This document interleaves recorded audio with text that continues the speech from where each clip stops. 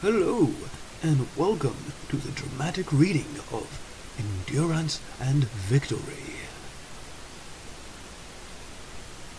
Bryn knew that any battle could be her last, but over the years she had grown confident in her abilities and was nearly as comfortable with the sword in her hand as she was holding a cup, which was why this was a surprise. If the Fleet Marshal had to have guessed, she would have said her end might come at the hands of the Spider King's forces, but after the impossible had already happened, the Seven Lords returned to Illyria. After being discovered in a flat, Bryn would have never imagined such a thing. As her vision began to cloud and fade, scenes from Bryn's memory started to play through her mind.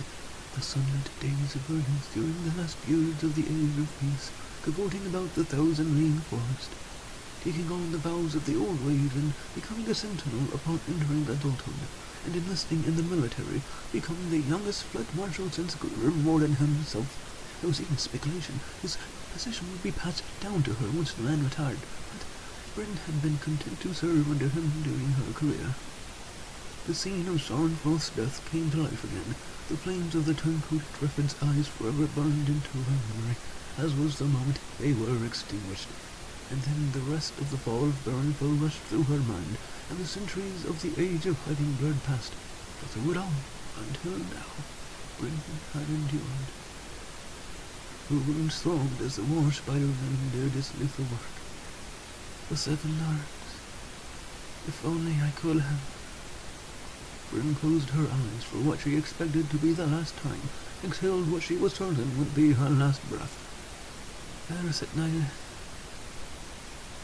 Some time later, what could have been minutes or years, the fallen Fleet Marshal became aware of a presence, one of warmth and strength. Bryn, open your eyes, child.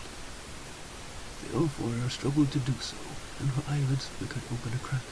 There was light, bright but not harsh, and moments later when they opened fully, she found herself in a familiar grove of alder trees.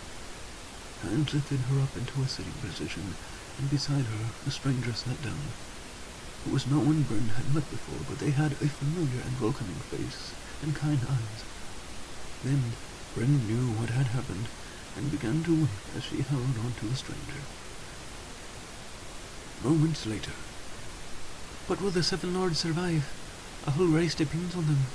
Take not fear for the Seven. I am watching over them. Indeed, they have safely arrived at Whitehall. Truly, I am relieved to know your hand still guides them. Bryn turned to face the ruins of berinfell that loomed ahead. If only I was there with them. You have already given your life. I have watched you, Bryn, and there are rewards waiting for your service. Will you not rest?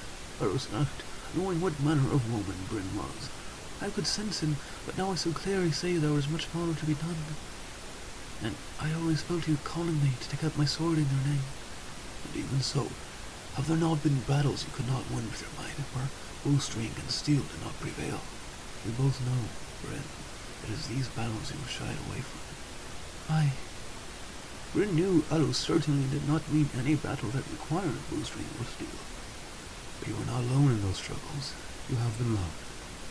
Eros strolled to Bryn's side, where the woman leaned against an alder tree. I offer many second chances in life, but very few second chances at life. Would you stay for your reward, or be the swift wings to bear the Seven home safely? Which would you choose? You know me, Eros. I know how you've made me.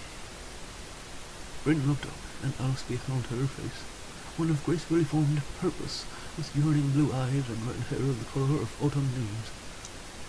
Eros asked gently, So, your choice is clear to you then. Where will you go, child? Bryn cleared her throat and answered. Eros smiled. The end.